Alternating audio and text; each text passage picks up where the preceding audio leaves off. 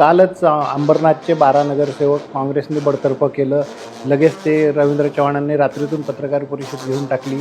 त्यांना पक्षात प्रवेश देतोय म्हणून सांगितलं. इतकं भाजपला इतकी गरज आहे का खरं तर इतकं उतावीळपणे वागण्याची? त्यातून आशिष शेलार असतील किंवा विनोद शेलारांचं तिकीट कापलं, विद्या ठाकूर असतील त्यांच्या मुलीला तिकीट नाही दिलं. एकीकडे हे होत असताना राहुल नार्वेकर मात्र ह्याच्यात अपवाद ठरले. त्यांच्या घरात 3 तिकीटं दिली गेली. असं काय विशेष निकष लावला त्याच्यासाठी? शरद पवार आणि अजित पवारांची युती झाली, पिंपरी चिंचवडमध्ये दोघे एकत्र आले. उद्या जर हे दोघेही एकत्र येऊन भाजपसोबत यायचं म्हणाले तर ते भाजपला मान्य नाही. तर तेव्हा पंडित नेहरू म्हणाले होते की लोकशाही टिकवायची असेल तर विरोधी पक्ष असला पाहिजे, विरोधात लोकांनी बोललं पाहिजे. आज जे महाराष्ट्रात चित्र दिसतं विरोधक ठेवायचाच नाही, कसं कंपॅरिझन करा? नमस्कार, मी अतुल कुलकर्णी. लोकमत.com मध्ये आपल्या सगळ्यांचं मनपूर्वक स्वागत करतो. आज आपण एका विशेष मुलाखतीसाठी इथे जमलेलो आहोत. राज्याचे मुख्यमंत्री श्री देवेंद्र फडणवीसजी निवडणुकीच्या प्रचारात इतके व्यस्त आहेत तरी त्यांनी आपल्यासाठी वेळ काढला. तर मी आपलं मनापासून धन्यवाद देतो आणि स्वागत करतो या मुलाखतीत.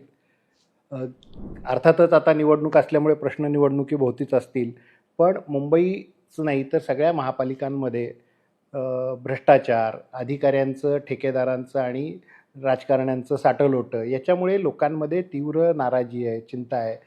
ही कशी तुम्ही ॲड्रेस करताय या निवडणुकीत? ती काही होताना दिसत नाही. मला असं वाटतं की आपल्याला महानगरपालिकांच्या कारभारामध्ये ट्रान्सपरन्सी आणावीच लागेल आणि त्या दृष्टीने मी असा प्रयत्न केलेला आहे की येत्या काळामध्ये आपलं जे काही म्युनिसिपल गव्हर्नन्स आहे हे टेक्नॉलॉजी बेस झालं पाहिजे आणि टेक्नॉलॉजी बेस करताना ते AI बेस केलं पाहिजे. उदाहरणादाखल महानगरपालिकेमध्ये भ्रष्टाचाराचा एक आगार म्हणजे बिल्डिंग परमिशन विभाग. आता आम्ही एक असा प्लॅटफॉर्म तयार करतो आहोत, त्याचं एक माझ्यासमोर पहिला डेमो झाला आहे, 4-6 महिन्यात तो तयार होईल, की जो AI बेस्ड प्लॅटफॉर्म आहे, जो लोकांना 24/7 ओपन असेल. त्याच्यावर DCR आहे, त्याच्यामध्ये DP आहे, त्याच्यामध्ये जिओ स्पेशल डेटा आहे. कोणीही व्यक्तीने ज्याला आर्किटेक्टला आपला प्लॅन मंजूर करून घ्यायचा आहे त्याने त्याच्यावर प्लॅन अपलोड केला की त्या प्लॅनमध्ये DCR प्रमाणे काय आहे आणि काय नाही आहे ते तिथेच कळेल त्याला. त्याने ते रेक्टिफिकेशन करायचं आणि त्या AI मॉडेलनी तो ॲक्सेप्ट करून म्हणजे त्याने एकदा अपलोड केला की लगेच जे 3-4 त्याच्यामध्ये स्टेप्स आहेत त्या स्टेप्समध्ये त्या लोकांनी एवढंच पाहायचं की AI मॉडेलनी कुठलं ॲब्रेशन दाखवलं आहे का, आणि ते ॲब्रेशन नसेल तर त्यांनी तात्काळ सही करायची, डिजिटल साईन करायची आणि त्याच दिवशी किंवा फार तर दुसऱ्या दिवशी त्याला डिमांड नोट इश्यू करायची. कन्सेशन पाहिजे असेल तर त्या AI मॉडेलमध्ये कन्सेशन्सही असतील, त्यामुळे हे कन्सेशन अलाउड आहे की नाही हे देखील ते AI मॉडेल सांगेल. अशा प्रकारे डिजिटल आणि AI गव्हर्नन्स हा आता महानगरपालिकेमध्ये पण हे सगळं क-ड वर्गाच्या महापालिकेपर्यंत जाईल. सगळ्या महानगरपालिकांना हे करता येईल, काहीच अडचण नाही आहे, खालपर्यंत न्यायचं आहे. 2014 पासून राज्यात देशात भाजपचं सरकार आहे. महापालिकेमध्ये मधली 2-2.5 वर्षाचा कालावधी सोडला तरी युतीचंच सरकार आहे. असं असताना देखील आज अनेक शहरांमध्ये, मुंबई घेऊ, बाहेर घेऊ, चांगले रस्ते बघायला मिळत नाहीत, रिकामे फुटपाथ मिळत नाहीत, सगळ्या फुटपाथवर अतिक्रमणं आहेत, कचऱ्याचे ढीग सगळीकडे दिसतात. हे चित्र बदलणारच नाही असं एक लोकांची भावना झाली आहे. हे कधी बदलेल की नाही? नाही, 100% चित्र बदलेलं. याचं कारण बघा, तुम्हाला एक सांगतो. आम्हाला महानगरपालिकांमध्ये 5 वर्ष मिळाले, 17 पासून 22 पर्यंत.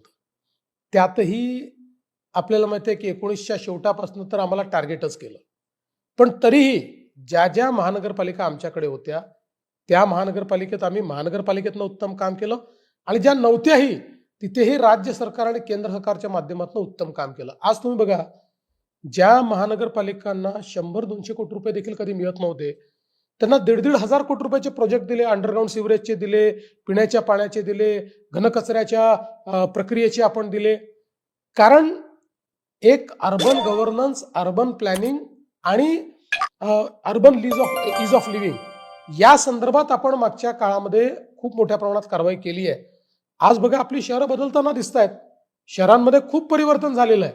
पूर्वीसारखी एकदम गचाळ शहरं आपली राहिले नाहीत. अजूनही करणं खूप बाकी आहे. नाही, फुटपाथचं एवढ्यासाठी म्हणत होतो की 2 वेळेस आपल्याकडे फुटपाथवर चालायला जागा नाही, लोक रस्त्यावरून चालायला लागले आणि बसने 10-12 लोकांना मारून टाकलं. हे चित्र बदलावं असं लोकांना वाटतं, पण ते बदलताना दिसत नाही. नाही, मुळामध्ये म्हणजे ज्या घटना झाल्या त्या फुटपाथ नव्हता असं नाही.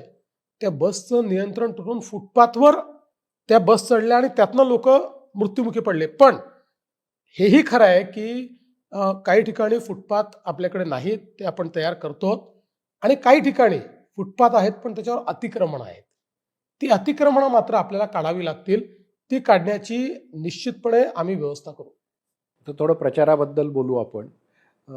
काही ठिकाणी तुम्ही शिंदेंच्या विरोधात बोलता, काही ठिकाणी अजित पवारांच्या विरोधात बोलता, ते दोघं काही ठिकाणी तुमच्या विरोधात बोलतात आणि काही ठिकाणी तुम्ही तिघं एकच भाषा बोलता. हे कसं मॅनेज करता प्रचार करताना? मी नगरपालिका झाली, आता महानगरपालिका आहे. मी एक निर्णय घेतला होता की मी कोणाच्याही विरोधात बोलणार नाही. मी कुठेही आमच्या मित्रांच्या विरोधात एकही स्टेटमेंट दिलं नाही, कुठेही बोललो नाही. आमचे जे विरोधक आहेत त्यांच्याही विरोधात मी बोलत नाही. फक्त मुंबईमध्ये मी त्यांना उत्तरं देतो. मुंबईमध्ये. याच्या व्यतिरिक्त मी पूर्ण माझं निवडणुकीचं भाषण हे विकासावर ठेवलेलं आहे. आपण परवाचं माझं पुण्याचं भाषण बघा. अख्ख्या पुण्याच्या विकासाचा रोडमॅप मी त्याच्यामध्ये मांडला. आपण माझं मुंबईतलं भाषण बघा. मुंबईच्या विकासाचा रोडमॅप मी मांडला. ठाण्यातलं भाषण बघा. ठाण्याच्या विकासाचा रोडमॅप मी मांडला. त्यामुळे मी तरी ही निवडणूक विकासावर नेली आहे आणि मित्रांच्या विरुद्ध तर मी काही ठिकाणी आम्ही वेगवेगळे लढतोच आहोत. पण कुठेच बोलत नाही, बोलायचंच नाही मला. पण अजित पवार ज्या पद्धतीने पुण्यात बोलतायत, ज्या पद्धतीची त्यांची भाषा आहे, एका ठिकाणी तर ते म्हणाले की 70,000 कोटीचा भ्रष्टाचार केला असा आरोप करणाऱ्यांच्या सोबत मी आहे की नाही सांगा. असं म्हणजे दटावून पत्रकारांनाच विचारलं त्यांनी. मी त्यांच्यासोबत सत्तेत बसलोय की नाही सांगा. हे हे तिकडून जे होतंय त्याला तुम्ही उत्तर देणार की मी नाही? त्याला उत्तर दिलं नाही, त्याला देणार नाही. मुळामध्ये बघा, एक गोष्ट आपण लक्षात घ्या की आज पुणे आणि पिंपरी चिंचवड इथे 1 नंबर आम्ही आहोत, 2 नंबर ते आहेत. जुनी जी काही एकत्रित राष्ट्रवादी आहे, त्यामुळे त्यांनी ती राष्ट्रवादी एकत्रित केलेली आहे. कारण त्यांना असं वाटलं की त्यांच्या एकट्याच्या भरोश्यावर त्या ठिकाणी आमच्या विरुद्ध निवडणूक लढणं कठीण आहे. आता प्रश्न हा उठतो की शेवटी जी काही या 2 शहरांमध्ये विकास झाला आहे, त्यातली जी आमचं सरकार आल्यानंतर आणि आमच्याकडे महानगरपालिका आल्यानंतरची जी गती आहे, ती लोकांना दिसते. तेव्हा प्रश्न हा निर्माण होतो की अनेक वर्ष माननीय शरद पवार साहेबांकडे या महानगरपालिका होत्या आणि त्यांचे प्रमुख शिलेदार अजितदादा होते. त्यामुळे हा प्रश्न येणार की त्या काळात काय झालं. त्यामुळे त्यांनी एक कव्हर फायरिंग ठेवलाय की विकासाकडे जायचंच नाही. वेगवेगळ्या मुद्द्यांवर त्या ठिकाणी विवाद निर्माण करत राहायचा. हो, पण विकासाकडे जायचं नाही, ते आपल्या सहयोगी पक्षाबद्दलच इतकं वाईट बोलायचं, हे बरोबर वाटतं का आता तुम्हाला? मला असं वाटतं की याचा विचार त्यांनी केला पाहिजे. कारण तुम्हाला तर माहिती आहे माझा स्वभाव.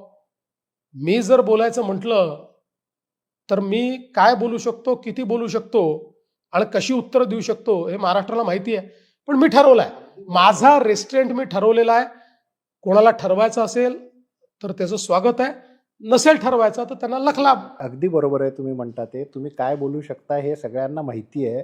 असं असताना देखील अजित पवार असं बोलतात, हे म्हणजे तुम्ही फारच दबकी भूमिका घेतली असा अर्थ लोकांना वाटेल का ह्या सगळ्या ह्याच्यात? नाही, दबकी भूमिका नाही. मला त्यांच्या ट्रॅपमध्ये जायचं नाही. त्यांना तुतू मैमे पाहिजे. कारण त्यांना विकासावर निवडणूक न्यायची नाही. त्यांना माहिती आहे विकासावर निवडणूक गेली, जसं मुंबईमध्ये ठाकरे बंधूंना विकासावर निवडणूक न्यायची नाहीये. त्यांना माहिती आहे दोघांनाही की विकासावर गेली तर आपण निरुत्तर होतो आणि म्हणून निवडणूक वेगवेगळ्या मुद्द्यांकडे नेण्याचा त्यांचा प्रयत्न आहे. एकदा एक सकाळी वाद चालू केला की दिवसभर तो वाद चालतो, कोणाचंही विकासाकडे लक्ष राहत नाही. तो त्यांचा प्रयत्न. एक जुना प्रसंग आहे. पंडित जवाहरलाल नेहरू जेव्हा पंतप्रधान झाले तेव्हा ते एका इंग्रजी दैनिकात दिल्लीच्या जायचे आणि ते वाचकांच्या पत्रव्यवहारात सरकारच्या विरोधात पत्र लिहायचे. तर तिथल्या संपादकांनी तेव्हा विचारलं, तुम्ही असं का करताय, तुम्हीच पंतप्रधान आहात, तुमच्याच विरोधात लिहिताय. तर तेव्हा पंडित नेहरू म्हणाले होते की लोकशाही टिकवायची असेल तर विरोधी पक्ष असला पाहिजे, विरोधात लोकांनी बोललं पाहिजे. आज जे महाराष्ट्रात चित्र दिसतं विरोधक ठेवायचाच नाही, हे कसं कंपॅरिझन कराल तुम्ही? नाही, विरोधक ठेवायचा नाही असं आमचं बिलकुल मत नाही. मुळामध्ये विरोधी पक्षाची मानसिकता नाही, हा प्रॉब्लेम आहे. इतके वर्ष सत्ता चालवल्यानंतर विरोधी पक्षातही कधीतरी बसावं लागतं आणि विरोधी पक्षात संघर्ष करावा लागतो. त्या संघर्षाची यांची सवय नाही. हे आपल्या वाड्यातनं, आपल्या महालातनं राजकारण करणारी मंडळी आहेत. हे रस्त्यावर उतरत नाहीत. तुम्ही बघा, मी मुख्यमंत्री होतो, विरोधी पक्षनेता झालो, एक दिवस तरी सरकारला झोपू दिलं का? रोज उतरलो. आपली प्रतिष्ठा पणाला लावावी लागते. आज यांच्या पक्षाची अशी परिस्थिती काय होते? एवढ्या 280 नगरपालिकांच्या निवडणुका झाल्या, यांनी आपली प्रतिष्ठा पणाला लावली नाही. हे गेले नाहीत, घाबरले, लोकांमध्ये गेले नाहीत.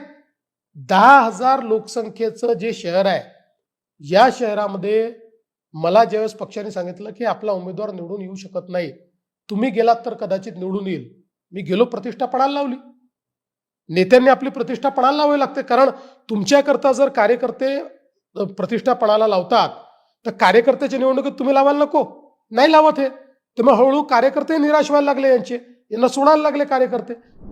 नाही, हे तर 2-3 नेत्यांबद्दल झालं तुम्ही म्हणताय ते, पण एकूणच लोकांचं विरोधात बसण्याची मानसिकताच हळूहळू संपत चालली असं वाटतं का? हो, सगळ्याच नाही, सगळ्या म्हणजे आमच्या पक्षाचं सांगाल तुम्ही स्पष्टपणे सांगतो, आम्हाला जी भूमिका मिळाली त्या भूमिकेमध्ये आम्ही त्याला पूर्ण न्याय द्यायचा प्रयत्न करतो. ज्या लोकांकरता असे अनेक पक्ष आहेत की ज्या पक्षांकरता राजकारण हे प्रोफेशन झालंय, आणि मग अशा परिस्थितीमध्ये ते लोक सत्तेविना राहत नाहीत. हा प्रश्न आहे. सगळेच असे असं मी म्हणणार नाही, पण असा एक मोठा वर्ग या ठिकाणी आहे आणि म्हणून ते सत्तेबाहेर गेल्यावर संघर्ष करू शकत नाही. नाही, पण अशा वर्गाला आपणही पाठबळ देतो कुठेतरी नकळतपणे. आता दिनकर पाटील नाशिकमधले काय पद्धतीने भाजपवर बोलले, किती विखारी टीका केली, आणि दुसऱ्या दिवशी ते भाजपमध्ये आले, भाजपने त्यांना घेऊन पवित्र करून टाकलं. ह्याच्यामुळे जे खरोखर झटणारे कार्यकर्ते की ज्यांना भाजप आपला वाटत होता असे लोक आहेत, ते कुठेतरी मागे पडत चालले. तिथं संघर्षही झाला, भाजपच्याच लोकांनी विरोध पण केला त्यांच्या घेण्याला, पण त्यांना घेतलं पक्षात. कसं आहे की दिनकर पाटील भाजपमध्येच होते, भाजपचेच नगरसेवक होते. भाजपचे नगरसेवक म्हणून त्यांनी विधानसभेला तिकिटाची मागणी केली, त्यांना आम्ही तिकीट दिलं नाही. आपल्याला माहिती आहे की त्या ठिकाणचे आमचे उमेदवार सक्षम होत्या, त्यामुळे आम्ही त्यांना तिकीट नाही दिलं. त्यामुळे नाराज होऊन ते मनसेमध्ये गेले.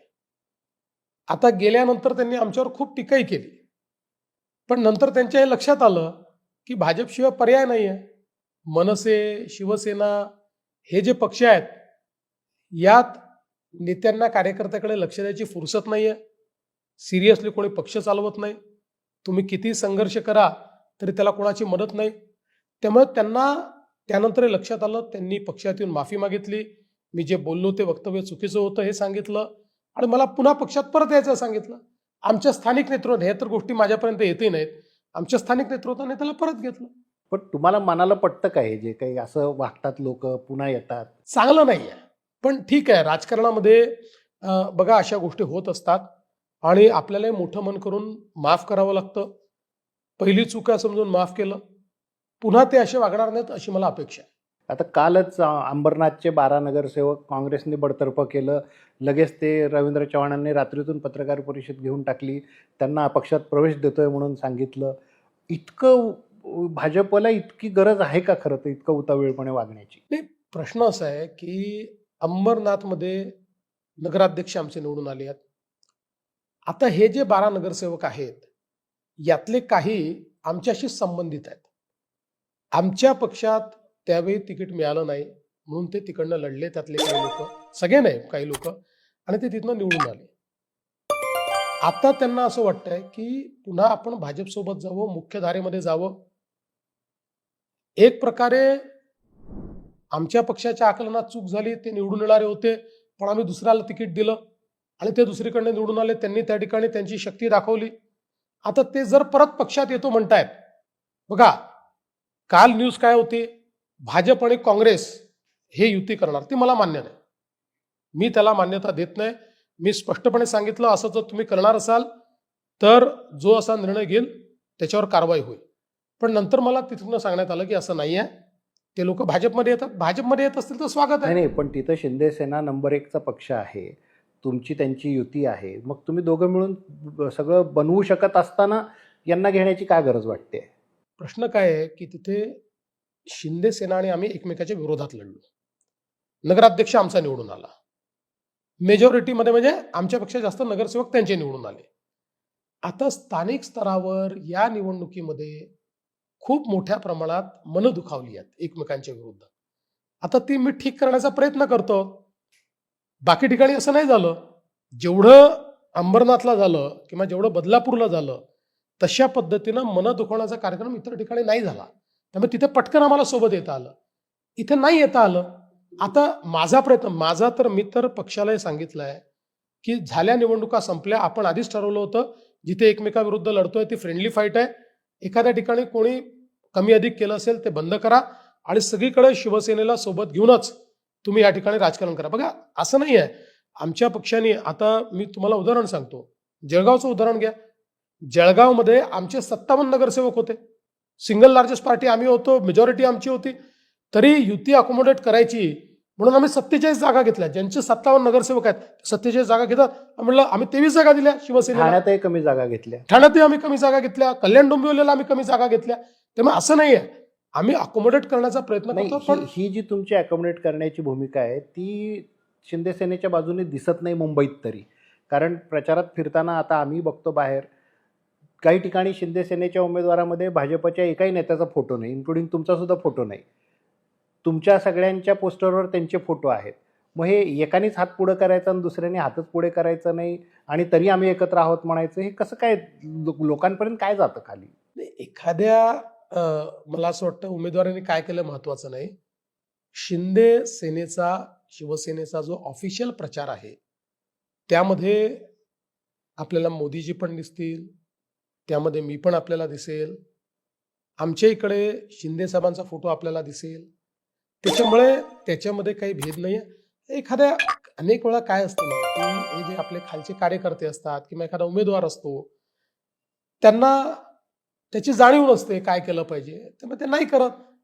दोन गोष्टी सातत्याने संघाचे लोक बोलतात, भाजपचे जे कोर भाजपचे जुने लोक आहेत ते बोलतात की अजित पवारला सोबत घ्यायला नको होतं, आणि दुसरीकडे म्हणतात की इतकं शिंदे सेनेकडून वेगवेगळ्या पद्धतीचं राजकारण चालू आहे, आर्थिक बाबीबद्दल बोललं जातं. असं असताना यांची काय गरज आहे? आणि एक असाही तर्क दिला जातो की देवेंद्र फडणवीसांनी ठरवलं तर एक हाती आज महाराष्ट्रात भाजपचं सरकार बनवू शकतं. मग ह्या दोघांना सोबत घेण्याची काय मजबुरी आहे? असं आहे की ज्या काळामध्ये आम्ही सरकार बनवलं आणि त्यानंतर ते सरकार मजबूत करण्याकरता आम्ही अजित पवारांनी घेतलं. एक प्रकारे महाराष्ट्राच्या राजकारणाला आम्ही कलाटणी दिली. ज्या प्रकारे 2019 साली आमच्यासोबत विश्वासघात झाला होता, एक प्रकारे त्याचं उत्तर, म्हणजे आम्ही विश्वासघात नाही केला पण त्याचं उत्तर या कृतीतनं लोकांना मिळालं. त्यामुळे आपण असं तर करू शकत नाही की आज वापरायचं आणि उद्या सोडून द्यायचं. आणि तुम्ही बघा, अजित पवारांनी देखील त्यांची जी भूमिका आहे ही भूमिका खूप मोठ्या प्रमाणात बदलली आहे. आज आपण जर बघितलं तर त्यांचे जुने वक्तव्य आणि आताचे वक्तव्य, त्यांच्या जुन्या जे काही म्हणजे ज्या पद्धतीनं ते परसेप्शन होतं ते परसेप्शन त्यांनी बदललेलं आहे. त्यामुळे ते बदलण्याचा प्रयत्न करतात. आणि शिवसेनेचा जिथपर्यंत सवाल आहे, आम्ही असं मानतो की हे आमचे नॅचरल आला आहे. ठीक आहे, त्यांच्यामधले काही लोक कधी वेगळ्या पद्धतीने वागतात, त्याचा त्रास होतो. पण माझं आणि एकनाथ शिंदेचं ट्युनिंग अगदी चांगलं आहे. एकमेकाशी आम्ही रेग्युलर बोलतो. एखादी गोष्ट लक्षात आली तर थेट त्यांना मी सांगू शकतो, तेही मला सांगतात की इथे तुमच्या माणसांनी असं केलेलं आहे, मला इथे हे चूक वाटतंय, हे आम्ही करतो. आणि माझं असं मत आहे की शेवटी आपल्याला जर राजकारण बेरजेचं करायचं असेल तर सगळ्यांना सोडून राजकारण होत नाही. तुमची ही भूमिका आहे, पण मुंबईमध्ये फिरताना जे दिसतंय ते चित्र असं आहे की शिंदे सेनेचे उमेदवार आपल्याला डोईजोड होत आहेत, नको त्याच्यापेक्षा मनसेला सपोर्ट करा, मनसे आपल्यासाठी चांगली आहे, असा एक मेसेज सगळीकडे लोकांच्याशी बोलताना लक्षात येतोय. खरंच असं काही आहे का? नाही, असं काहीच होणार नाही. मी तुम्हाला आज बघा, मी तुम्हाला एक सांगतो की शिवसेनेसोबत जाणं म्हणजे उबाठासोबत जाणं ही मनसेची आणि राज ठाकरेंची स्ट्रॅटेजिक चूक आहे असं माझं मत आहे. आणि या सगळ्या अलायन्समध्ये he will be the biggest loser. मनसेला मोठ्या प्रमाणात त्याचा फटका पडेल. आम्ही आणि शिंदे सेना एकदम टाईट आहोत. मनसेला मदत करूनही काही फायदा नाही, त्यांचे निवडून येणार नाही. आमच्याकडे कोणाचीही मानसिकता त्यांना मदत करायची नाहीये. ते वारंवार मोदीजींच्या विरोधात भूमिका घेतात, त्यानंतर आमच्या पक्षात कोण त्या ठिकाणी त्यांना मदत करणार आहे? होऊ शकत नाही. तुमची त्यांची चांगली मैत्री आहे राज नाही, मैत्री ठाकरे आजही आहे. आणि तुमच्या भेटीगाठी पण होत्या. ते जर तुमच्याकडे आले असते तर? नाही बघा, आता म्हणजे आत्याबाईला मिशा असत्या तर याला तर काही उत्तर देता येत नाही. हायपोथेटिकल प्रश्नांना उत्तर नसतात. मैत्रीचा जोपर्यंत विषय आहे, ते माझ्या विरुद्ध बोलतील, मी त्यांच्या विरुद्ध बोलेल. 16 तारखेनंतर पुन्हा आम्ही चहा घेऊ एकत्र. त्याच्यामध्ये ही संस्कृती आहे महाराष्ट्राची. आजही इतकं टोकाचं भांडण झाल्यानंतरही उद्धव ठाकरे आणि मी अमोरासमोर आलो तर आम्ही एकमेकांशी बोलतो. आम्ही ते मला भेटायला आले तर आम्ही चहा पितो एकत्र. त्याच्यामुळे मला असं वाटतं ही आपली एक राजकीय संस्कृती आहे. हे कोणी शत्रू नाही आहेत, हे विरोधक आहेत. पण त्यांच्या नीतीचा, त्यांच्या वृत्तीचा, त्यांच्या कृतीचा एकदम टोकाचा विरोध मी करणार आणि या ठिकाणी सत्ता मिळवणार. भाजपने एक भूमिका घेतली की नेत्यांच्या मुलांना, नातेवाईकांना तिकीटं द्यायची नाहीत. त्याच्यातून आशिष शेलार असतील किंवा विनोद शेलारांचं तिकीट कापलं, विद्या ठाकूर असतील त्यांच्या मुलीला तिकीट नाही दिलं. एकीकडे हे होत असताना राहुल नार्वेकर मात्र ह्याच्यात अपवाद ठरले. त्यांच्या घरात 3 तिकीटं दिली गेली. असं काय विशेष निकष लावला त्याच्यासाठी? बघा, मी तुम्हाला स्पष्टपणे सांगतो की हाच निकष होता. याच निकषावर आम्ही सर्व तिकीटं कापली. राहुल नार्वेकर, आम्ही हा निर्णय घेतला की जे आधीपासून नगरसेवक आहेत त्यांना हा निकष लागू नाहीये. आत्ता नव्याने कोणाच्या घरच्यांना तिकीट द्यायचे नाहीत, ते सगळे आम्ही कापले. 2 ठिकाणी मात्र आमची ॲब्रेशन झाली आणि ते ॲब्रेशन झाले. एक आमचं जळगावला झालं, राजू मामा भोळे जे आहेत. कारण जोपर्यंत आम्ही रूल काढला त्यांनी मुलाचं भरून टाकलं होतं आणि दुसऱ्या कोणाचं भरलंच नव्हतं. त्यामुळे आम्हाला काही प्रॉब्लेम म्हणजे तिथे काही पर्याय उरला नव्हता. आणि दुसरं इकडे नार्वेकरांचं झालं की आम्ही तो एक स्ट्रॅटेजिक वॉर्ड म्हणून 225 वॉर्डामध्ये त्या ठिकाणी असं ठरवलं की मैत्रीपूर्ण लढत होईल आणि म्हणून हर्षिताला आम्ही तिकडे शिफ्ट केलं. आणि इकडे कोण, तर इकडे शिवलकर नाव दिसलं म्हणून आम्ही त्या ठिकाणी त्यांना तिकीट दिलं. खरं सांगतो, म्हणजे हे काही कुठे लपवायचं कारण नाही. आम्हाला तोपर्यंत माहीत नव्हतं की ती त्या डॉक्टर, कारण तिथल्या फार प्रतिष्ठित आहेत, त्यांचं खूप नाव आहे. तोपर्यंत आम्हाला माहीत नव्हतं की ते यांच्या बहीण लागतात, राहुल नार्वेकरांच्या. त्यामुळे आम्ही त्यांच्याकडे डॉक्टर शिवलकरांकडे पाहून त्यांना ते तिकीट दिलेलं आहे. पण हे 2च ॲब्रेशन झाले. बाकी पण ज्या पद्धतीने नार्वेकर मतदार त्या बूथवर गेले, अधिकाऱ्याला, पोलीस अधिकाऱ्याला फोन केला, यांची सुरक्षा आत्ताच्या आत्ता विड्रॉ करा, मी अध्यक्ष बोलतोय, हे अपेक्षित आहे का हो तुम्हाला? तुमचं राजकारण आम्ही बघत आलो इतकी वर्ष. नाही, पहिली गोष्ट तर अशी आहे की त्यांनी ऑब्जेक्शन घेणं हे काही चूक नाही. ऑब्जेक्शन मान्य त्यांनी आहे घेतलं. कदाचित ॲग्रेशन जास्त होतं. तर तरुण आहेत, हुशार आहेत, सुप्रीम कोर्टात लढणारे लॉयर आहेत. त्यामुळे कधी कधी ॲग्रेशन जास्त होतं. पण मी तुम्हाला सांगतो, मी त्यांना हे सांगितलेलं आहे की त्यांना खूप मोठं भविष्य आहे. त्यामुळे त्यांनी ॲग्रेशन अशा बाबतीत थोडं कमी केलं पाहिजे. आता तुम्ही भविष्य म्हणालात, काँग्रेसचं काय भविष्य महाराष्ट्रात? जोपर्यंत माननीय राहुल गांधी काँग्रेसचे प्रमुख आहेत, महाराष्ट्रासहित देशात कुठेच काँग्रेसला भविष्य नाही. आणि उद्धव ठाकरे आणि राज ठाकरे हे दोघं एकत्र येईपर्यंत तुमची भूमिका वेगळी होती. हे दोघं एकत्र आल्यानंतर जिथे मुंबईत तुम्ही 160 जागा आम्हाला पाहिजेत असं म्हणत होतात, ते तुम्ही एकदम 137वर आलात. ठाण्यात जिथं 50-50ची भाषा होती तिथे एकदम तुम्ही 40वर आलात. हे बाहेर असं एक परसेप्शन झालं की उद्धव आणि राज एकत्र आल्यामुळे भाजपने आपली स्ट्रॅटेजी बदलली. बघा, ज्याला राजकारण समजतं त्यांनी लक्षात घेतलं पाहिजे की उद्धवजी आणि राज ठाकरे हे एकत्रित आल्यामुळे भारतीय जनता पक्षाला त्याचा कुठलाही फटका नाही, त्याचा कुठलाही परिणाम नाही. तो का नाही? याचं कारण भारतीय जनता पक्षाचे स्टेबल वोट आहेत. मराठी असो, मराठी माणसांमध्येही भाजपचा जो टक्का आहे तो कोणी सोबत आलं, कोणी काय केलं, अर्धा टक्काही कमी होत नाही. आपण बघा 3 निवडणूक आम्ही शिवसेनेच्या विरुद्ध निवडणूक लढलो ना, आत्ता 14लाही लढलो आणि आताही लढलो, 24लाही लढलो. प्रत्येक निवडणुकीमध्ये 1 नंबरचा पक्ष भाजपच झाला.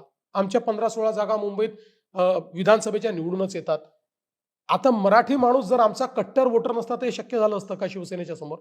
त्यामुळे आमचा वोट हा कुठेही कमी होणारच नाही. आमचा मराठी आहे, आमचा अमराठी आहे. आम्हाला चिंता एवढीच होती की हे एकत्रित आल्यामुळे शिंदे साहेबांकडे जो मराठी वोटर गेला त्याच्यावर काही परिणाम होतो का? पण आमच्या असं लक्षात आलं की त्याच्यावरही काही परिणाम होत नाहीये. आम्ही आपापसात वोट ट्रान्सफर नीट करतोय, त्यामुळे आम्हाला काही त्याची चिंता नाही.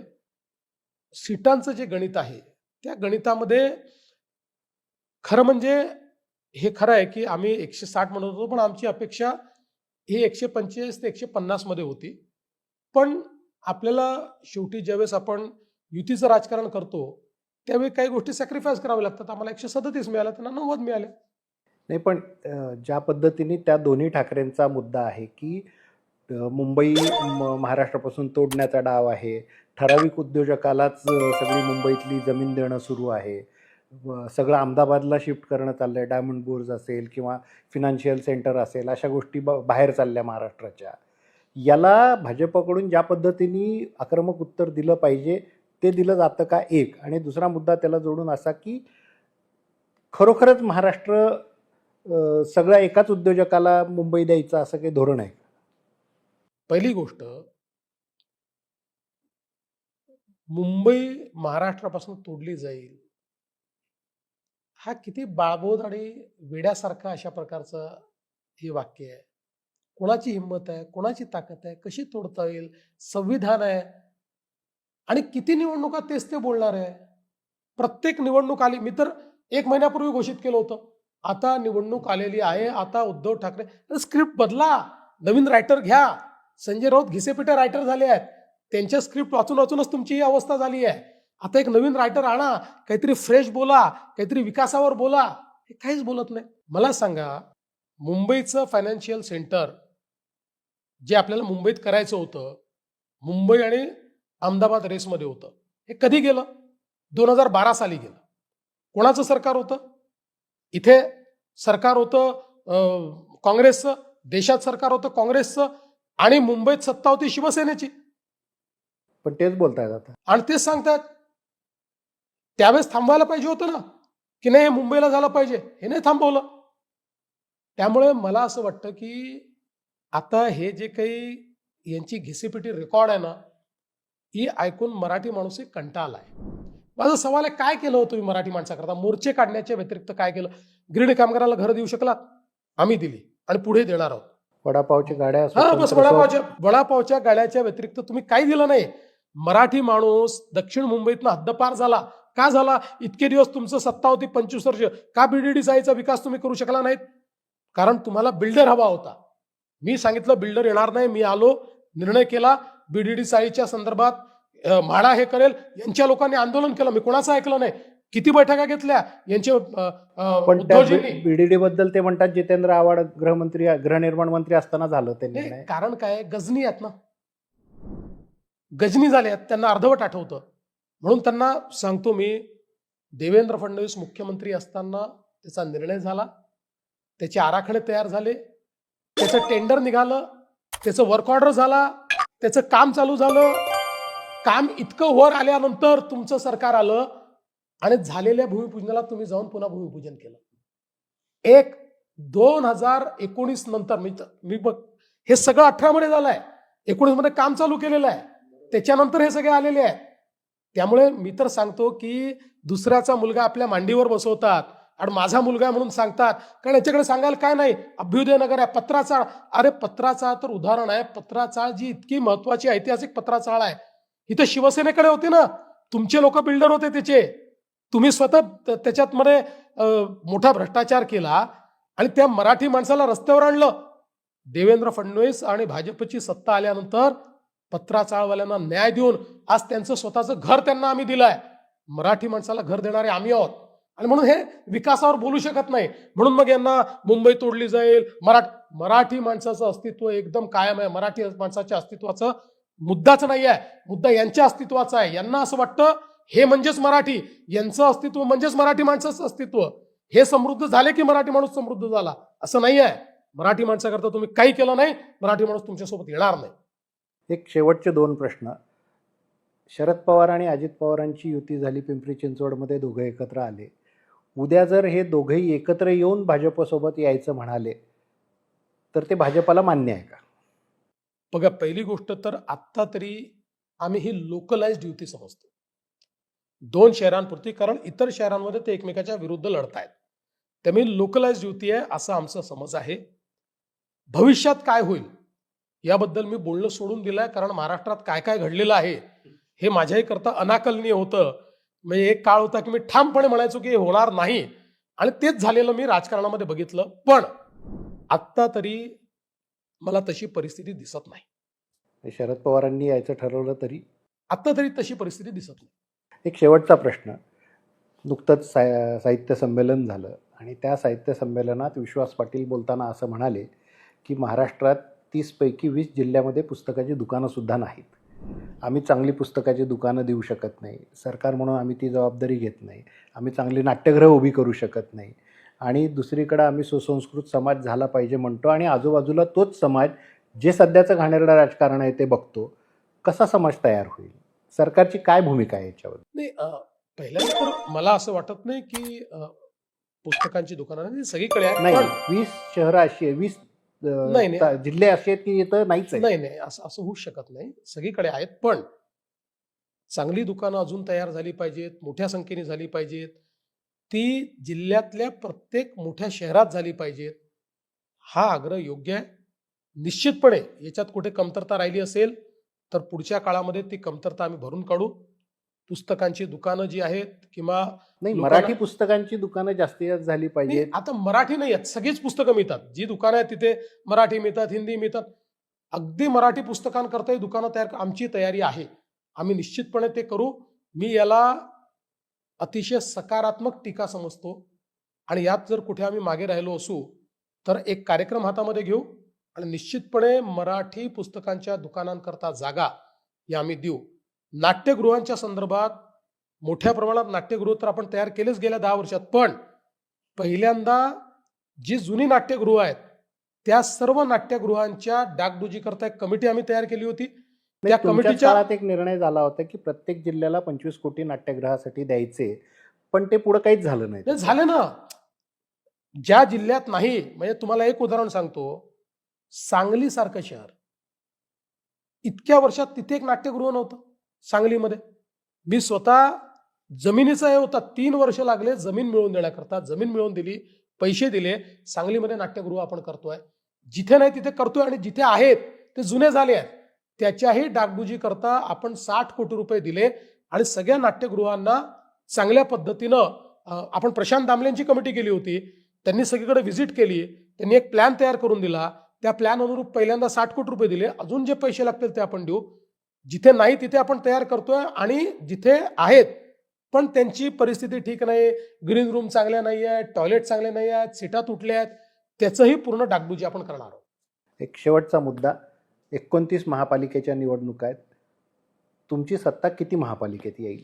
मला असं वाटतं की महायुतीतले आमचे जे 3 पक्ष आहेत, आम्ही किमान 29 पैकी 27 मध्ये असू, 2 मध्ये कमी अधिक प्रमाणात असू.